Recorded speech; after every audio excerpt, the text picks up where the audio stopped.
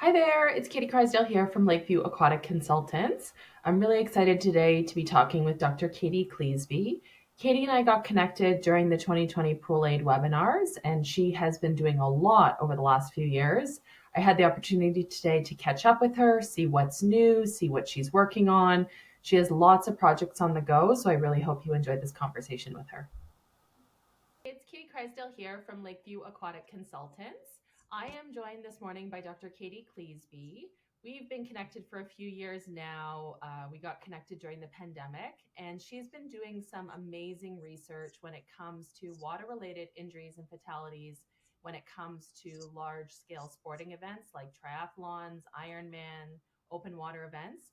So I wanted to chat with her today about this area that I know nothing about. I have no background in these types of events or sports, and really hear straight from the source, somebody who spent the last few years doing this research, what is happening in this area of our industry. So welcome.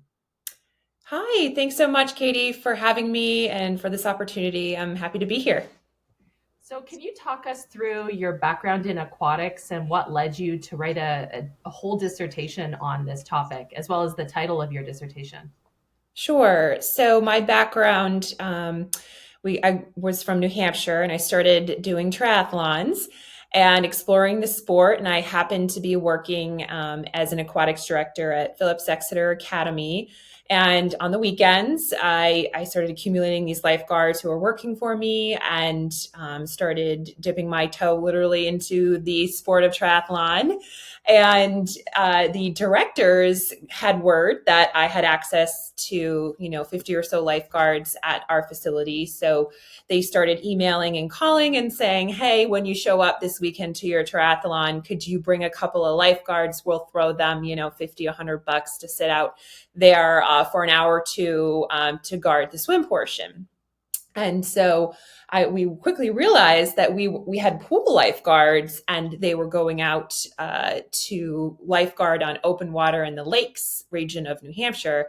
And I'll never forget, I remember Kalel was his name. He was from South America, an exchange student, and he had never kayaked before. And so I'm watching Kalel get into the kayak and having the director show him how to paddle and push him out, and that is the safety that we were relying on as triathletes in the water. Fast forward, the end of the race, they would come to me and say, oh my gosh, that was so scary, Katie. I don't know what to do, how to save them. You didn't tell me they were kicking and punching and, swimming over each other. I'll never do that again. So little by little, this became an issue. It followed me for that whole season that I started doing triathlons. Then I moved to Virginia, and I started my doctorate program, not really sure what I was going to study. And I was coming out of Target buying Halloween candy, and I received a call from a local triathlon director. And I had a new position at a Parks and Rec down here in Virginia, and I had now access to 100 plus lifeguards. And so they somehow had word that I was the triathlon lifeguard guru. Uh, and I had literally just pulled in the moving truck like 2 weeks. I didn't know a soul. I'm like, how did this problem follow me from New Hampshire to Virginia? And I ended up helping them staff the triathlon that weekend. Same feedback. That was scary. I'm not sure what to do. These are pool lifeguards.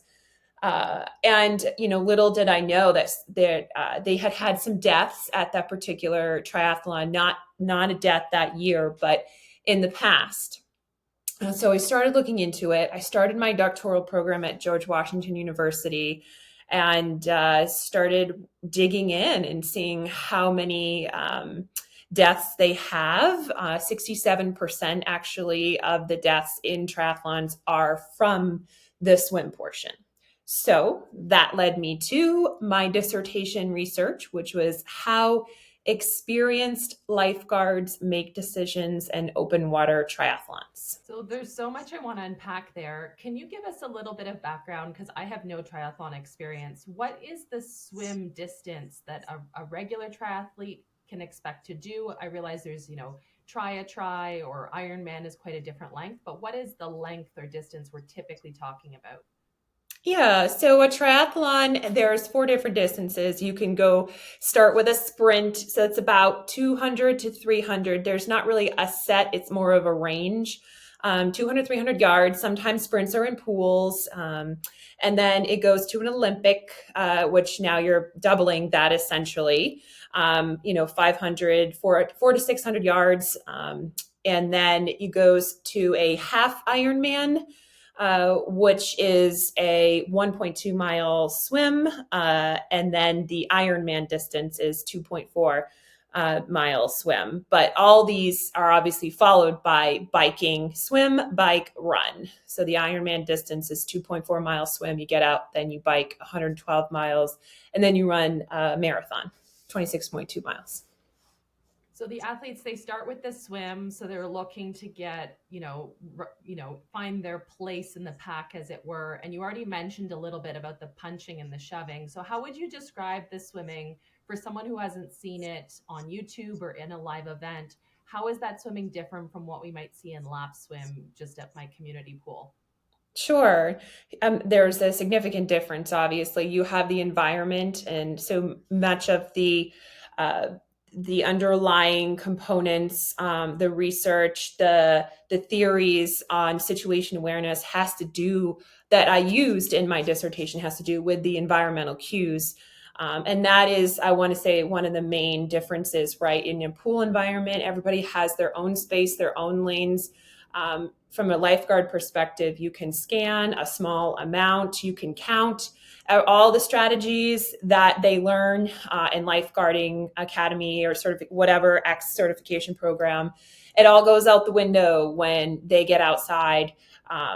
They used to do mass starts, so everyone would line up, maybe edge of the beach and say go, and it was just run into the ocean, lake, whatever it is, and hopefully you get the inside when you're swimming around buoys typically, or the floating like pylons. And now especially since the pandemic, they've kind of done a progressive start. The progressive start started before the pandemic because of the increase of deaths and drownings and significant amount of people with challenges during the swim portion. And so even if as a triathlete, it's 1 to 3 seconds or 3 to 5, it still ends up bunching. And so one of the themes that was taken from the research that I did was they utilize cues. And most of these accidents occur in the first 300 yards with the new swimmers who are, everything's happening both on the lifeguard perspective and the swimmers all at once. Panic, like there's that mental. Another theme was that there's an emotional piece tied into this too, from the lifeguard perspective and from the participant perspective. And, it's cold, they're wearing a wetsuit. There's people swimming over, under, around them. Everything, all their training in the pool is gone in that first 30 seconds.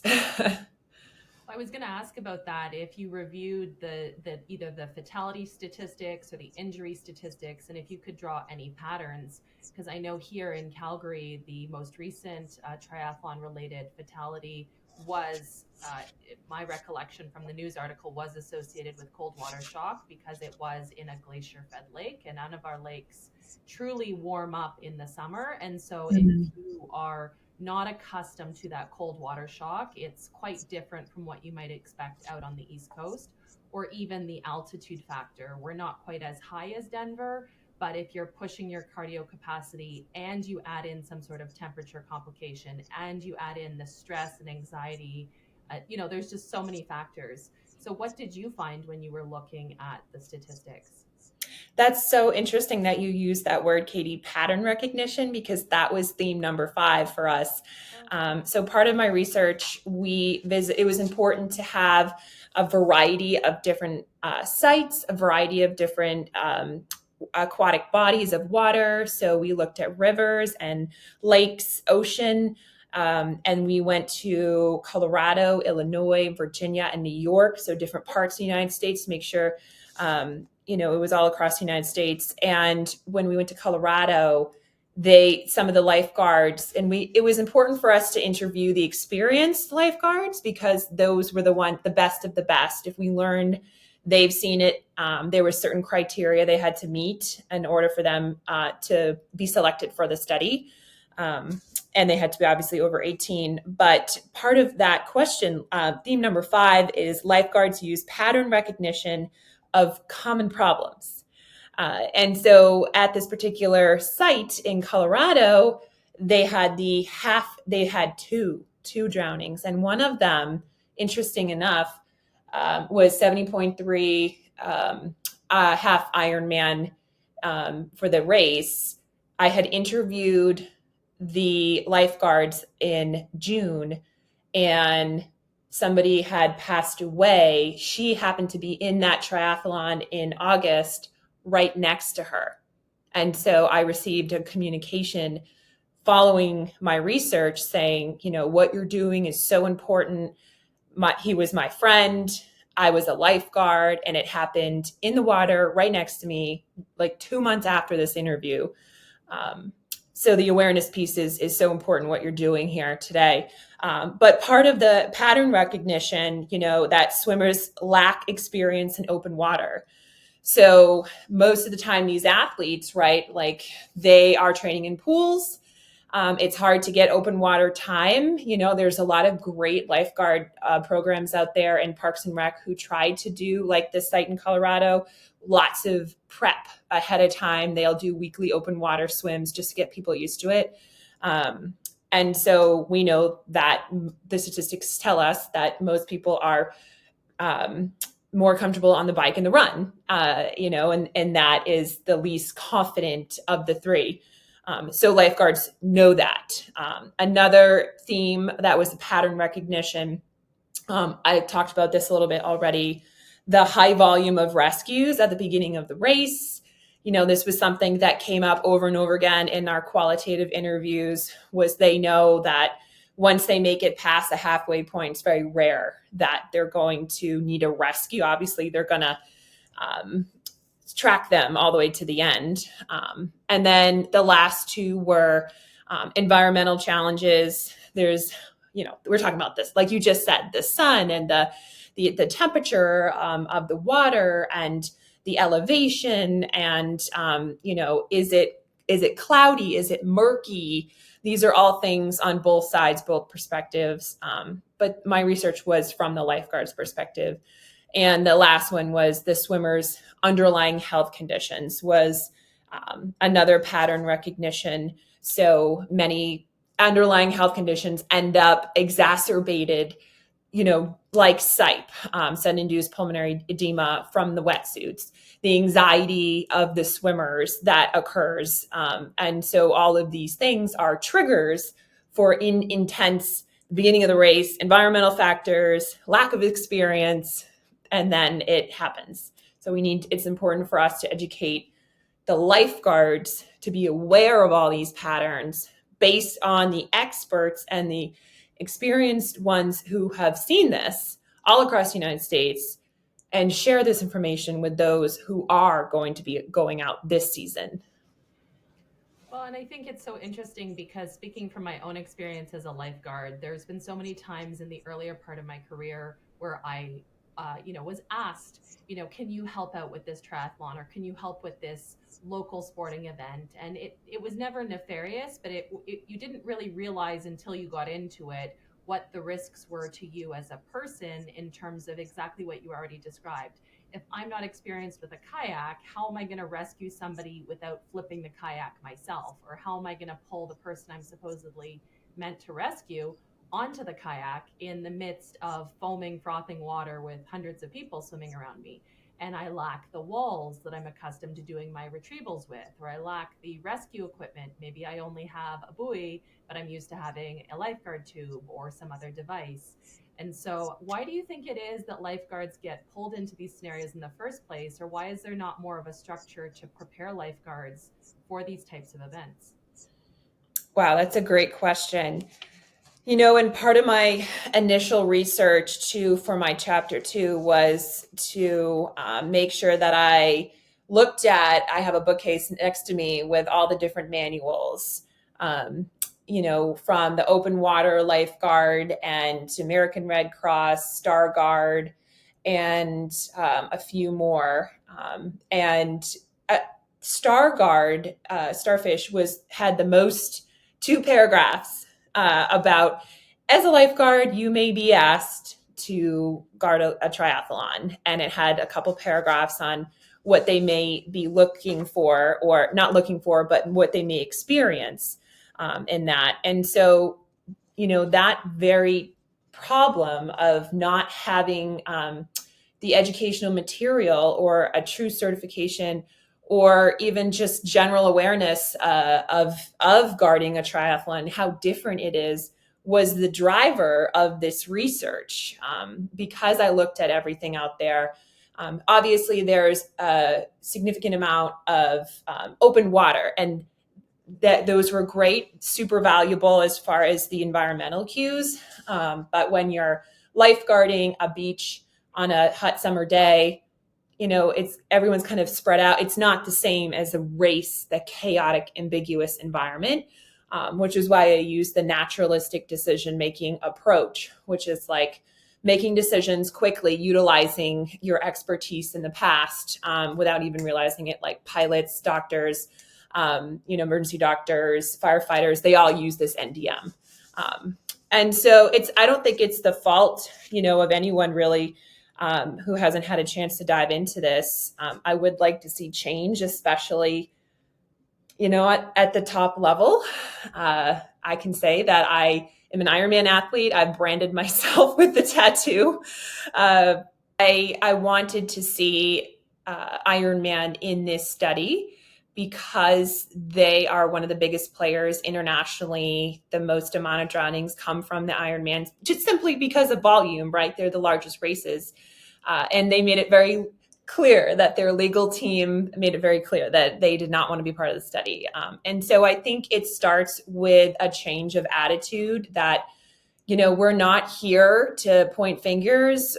Unfortunately, there have been, that's part of my study too, in chapter 2, was there have been significant amount of legal battles due to the lack of supervision and the lack of preventative water safety that should have been out there. I think we've made significant improvement since those, but there's still a long way to go. And if we can come at from the aquatics industry that, we're here to make change to save lives versus to point fingers. I had challenges in the beginning getting study participants because I started with the directors, and the directors were thinking like Ironman, like liability. I don't want this person coming in and like pointing, oh, I should change XYZ. I'm not doing these things right. And so when I switched and pivoted to those they consulted with, the local YMCA aquatics director, the whatever it is, who they said just staff me lifeguards, which was me at one point in time.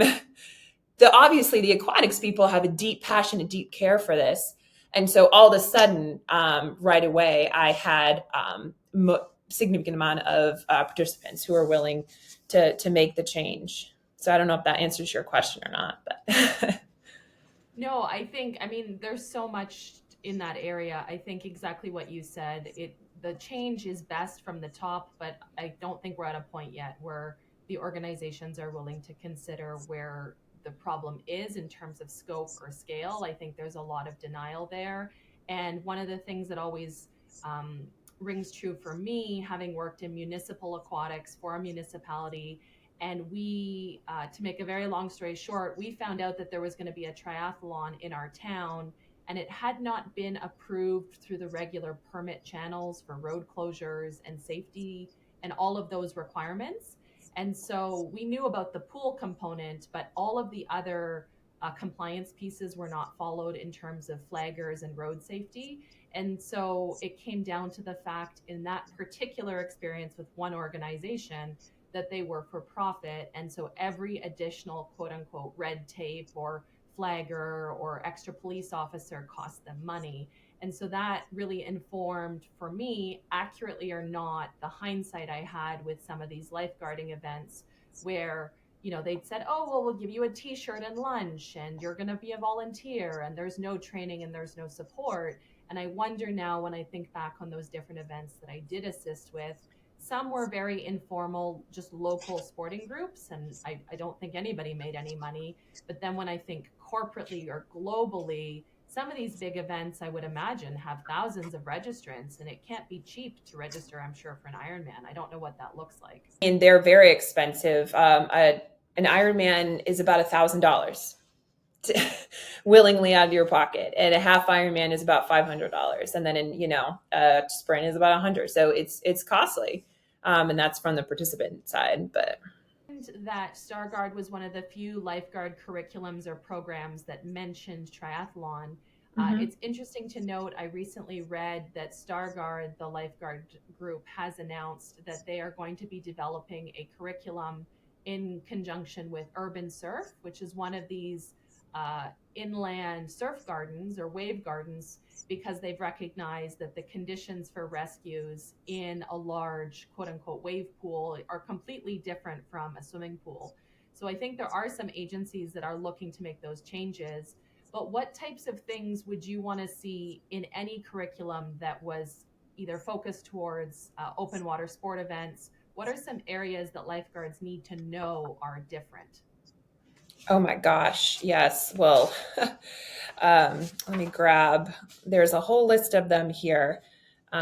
So understanding that, that the environment is different, right? I think we kind of talked about that already, as far as making sure that, the incorporation of where the sun is, where you're positioning, understanding that it's going to be a chaotic environment. And it's really, theme number 4 was they use these cues, which were the most important piece of this, I think, of this study. Is the goal was to take my findings, these 9 main themes that came about from interviewing 20 plus lifeguards, the best of the best across the United States, and putting it into almost like an app or a quick little educational training online system that has like 4 modules. And one of those is understanding like the body position, the facial expression. They talked about no forward progress as far as swimming. All of a sudden when they go on their backs, like, that's one step away from panics usually, because and I've seen it too. Obviously, my opinion is not this part of the scholarly research peer-reviewed process, but and obviously there's a whole bunch of continuous communication cues as well. The collaboration that happens with the walkie-talkies, right? Like maintaining open lines of interaction with the swimmers. They talked about constantly, are you okay? Why telling them, because they lose all sense of verbal and almost surrounding. So put your hand on the side of my kayak. Take a second. They're panicked. And so having the lifeguards understand the mental, emotional, physical state of these participants, what I talked about already, like knowing the most of the occurrence in the first 300 yards, knowing that the water component is their least strongest category, knowing that is it wetsuit legal? That's huge, right? The temperature effects.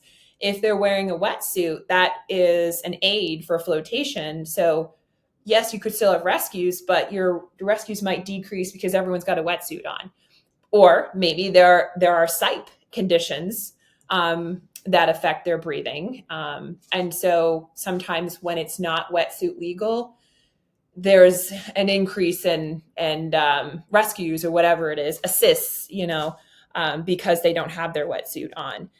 But not only maintaining open lines of communication with the swimmers, but with other lifeguards. I've got this area, moving in over here.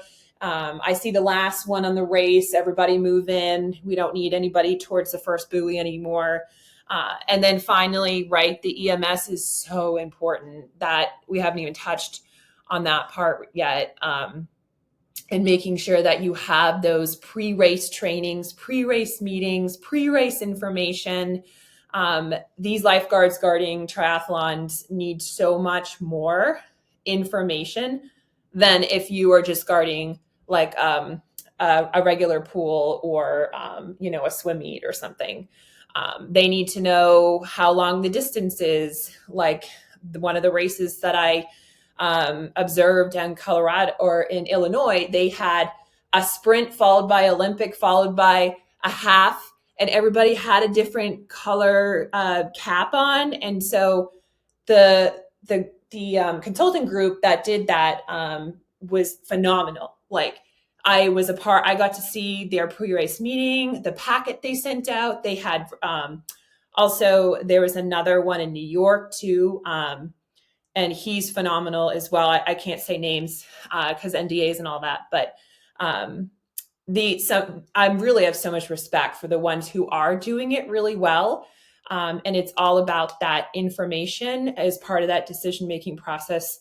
The more they have back here, the more they can make that split-second rescue and understand what's happening. But none of that happens without experience. And if you're just going to throw a local kayaker who happens to be there on the beach on the day of the triathlon, like 30% of triathlon directors don't require lifeguard certification. That's where these deaths come in. They're not recognizing the cues and that critical information that happens and the continued communication and the recognition of these patterns that we talked about. So different. I don't know if your research covered this, but can you speak at all to do people they resist being rescued during the water portion because they're disqualified or they would be frustrated and upset to forfeit their race fee, and perhaps they wait too long to admit defeat? Or did you notice anything in that sense when it came to the actual what we might call more of a minor versus a major emergency? Yeah, no, absolutely. And that was actually theme number 8 and 9, where empathy and sympathy and the emotional piece comes into play. Theme number 8 was the lifeguard sense of duty and empathy guides their concern for the swimmers. They have such a passion and concern. They want to see them do well. And so a lot of these themes kind of interplay with each other. And many times, exactly what you talked about. I can remember the conversations I had, especially in Colorado. Those lifeguards were saying, "Oh no, like I can do it. Not the lifeguards, the swimmers. I can finish. No, just let me." Sometimes it's a quantitative race time. Like, no, the director made the cutoff. I'm so sorry. Like, you're done. But that pull is definitely showed up over and over again, that they want to see them succeed. They want to help them, in the empathy for their concern. And there was this comfort level and confidence too that the lifeguards kind of received from EMS as well. Like one quote was like, knowing that EMS is there was everything. Like all of a sudden, just if they had a plan, they had someone, almost like a cross-checking system that the lifeguards had support. That was something that showed up as well in the study. But yes, absolutely, bargaining and that communication piece. But at the end of the day, the lifeguards do want to support the swimmers. They're there because they care and they want to save lives and prevent. So. But one question I had was, how has this impacted you as an athlete going forward in terms of your safety or your awareness participating in these types of events? Or for somebody who maybe is not a lifeguard but does engage in these types of open water swims, for their own awareness and safety, because there may not be these frameworks in place? Oh, that's a great question.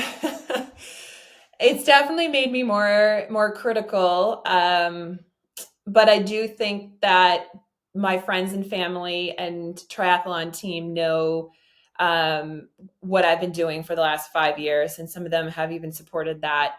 And for example, when I did Ironman Maryland 2 years ago, some of my friends ended up coming and jumping on paddle boards and being a part of the pre-race meetings and sending me that information, and because they know how important it is. And unfortunately, I have a startup now. I'm a founder of Rexpert, which is a website to find recreational activities. But so I'm not in the aquatic space anymore. So it's hard to kind of combine my two worlds right now. But I did do Cozumel Ironman in November, so 6 months ago, or whatever. And actually, Katie, they canceled the swim. So we were standing there for over an hour, and it was super choppy. And Cozumel, Mexico, out of all the Ironmans, has a history of being the most beautiful, because it's like you have the dolphins, the scuba divers down there, the second largest reef down there, and it's supposed to be one of the most amazing swims. And so but what was it? The harbor master wasn't letting boats out. And so the boats, that was I guess their main safety component, with the lifeguards on the boat. And so they canceled it. And so the athlete in me, I wanted, like, that's not fair. I trained for a year for this, all that gone. But the scholar in me is like, oh, you probably saved a lot of lives based on everything that I know that day. So it was really a hard decision that we had to, put everybody on a bus and bus us to the start for the bike. And we waited another hour and a half to start to get everybody. It was a mess. But so yes, it definitely impacts as an athlete when I'm starting at the start line. I'm looking at, do they have enough lifeguards, which most of the time, 99% is no. Are they spaced out appropriately? Where is the EMS? Where's their exit plan? There's a little checklist that I would like to kind of create for these. And I think that was an idea you kind of gave me as well.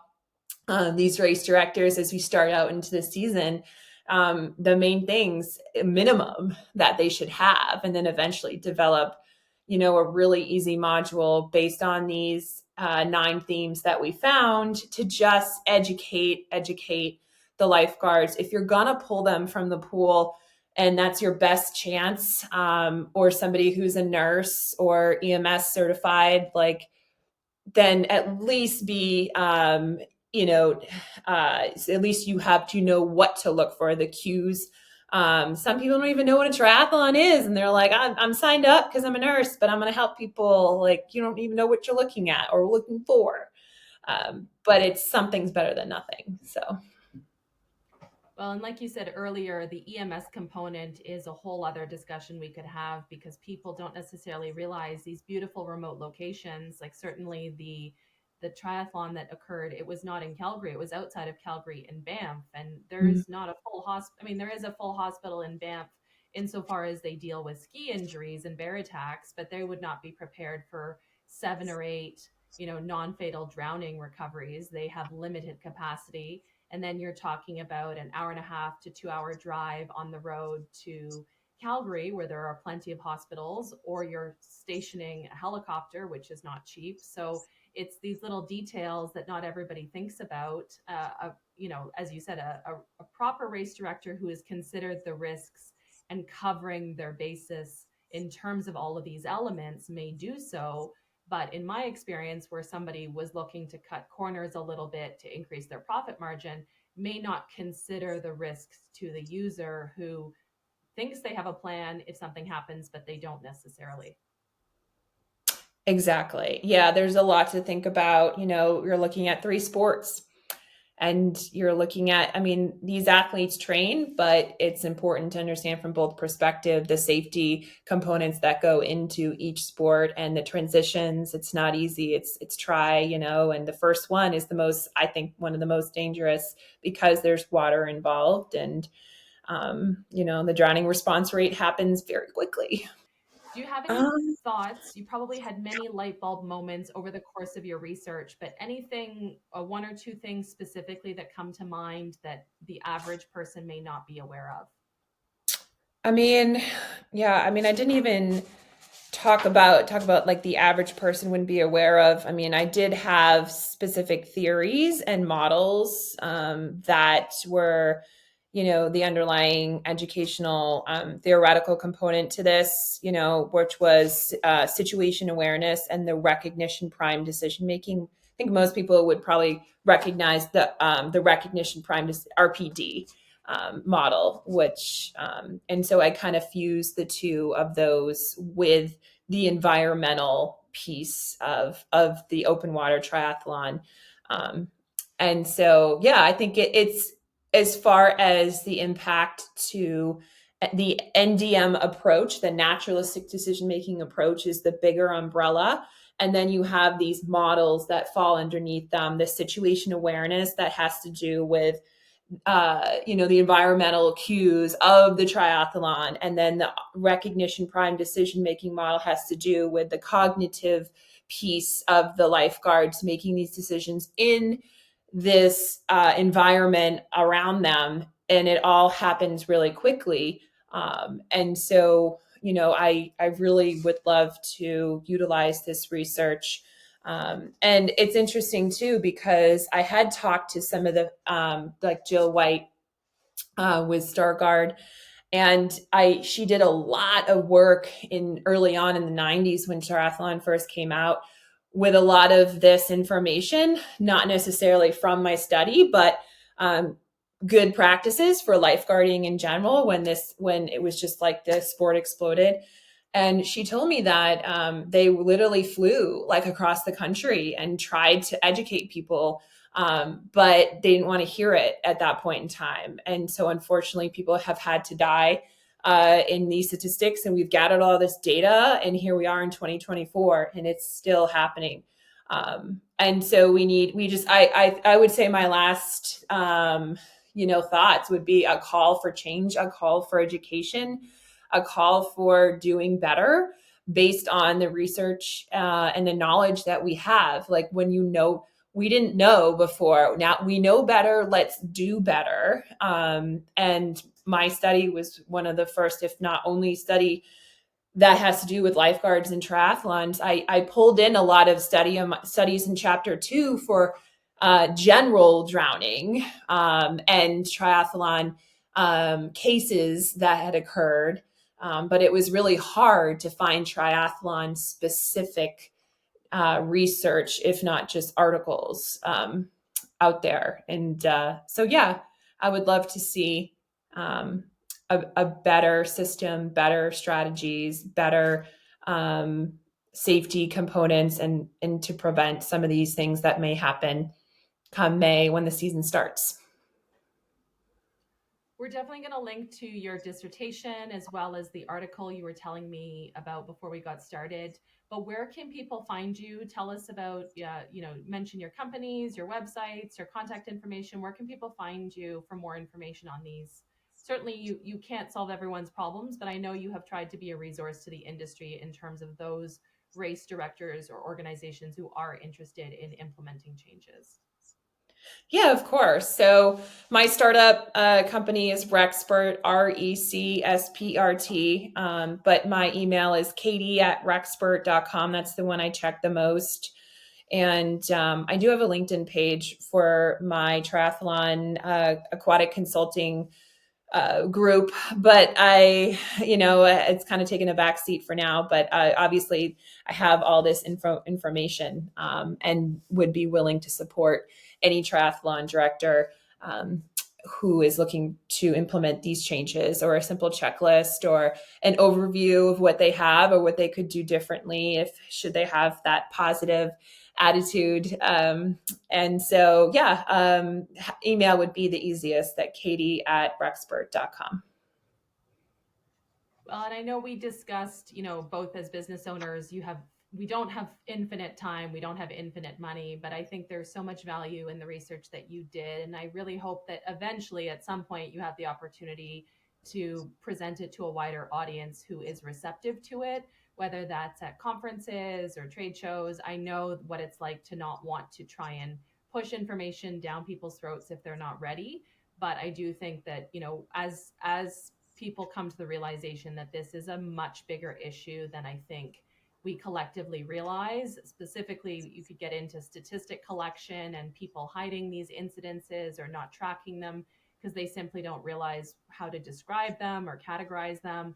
I'm sure if we had some sort of consistent tracking in North America or internationally, we would see a much bigger scale of the problem. Yeah, there's a website called List of Triathlon Fatalities. I'm not sure who runs it. Honestly, I think it's a Wikipedia backed list. So I was able to use it in my dissertation strictly because it had other referenced peer reviews, but obviously it's Wikipedia. So I don't.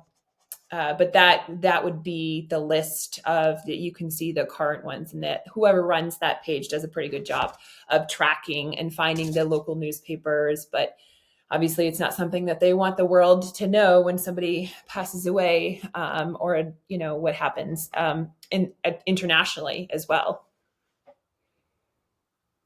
Well, and I know there's somebody who's currently doing something similar regarding the Wim Hof method. So there's current discussions regarding Wim Hof techniques, breath holding, how that's potentially leading to fatalities, drowning related and otherwise. And Yeah. there's a gentleman I follow on YouTube who he's very adamant about doing his best to document as many cases as possible. Not really sure where it's going, but he is attempting to collect these media reports as they come up, because if you don't know what you're looking for, the lay journalist in Ohio, let's say, who responds to a drowning fatality may not have the same level of detail or technical knowledge that somebody who's really deeply familiar with the signs, the symptoms, and the morbidity or the injuries that result from these things. Mm-hmm.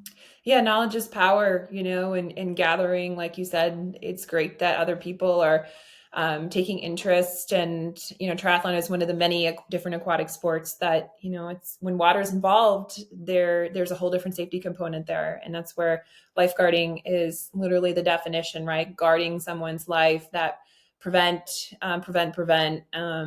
We're here for the participants to do better. Amazing. Well, thank you so much for joining me today. This is Dr. Katie Cleasby.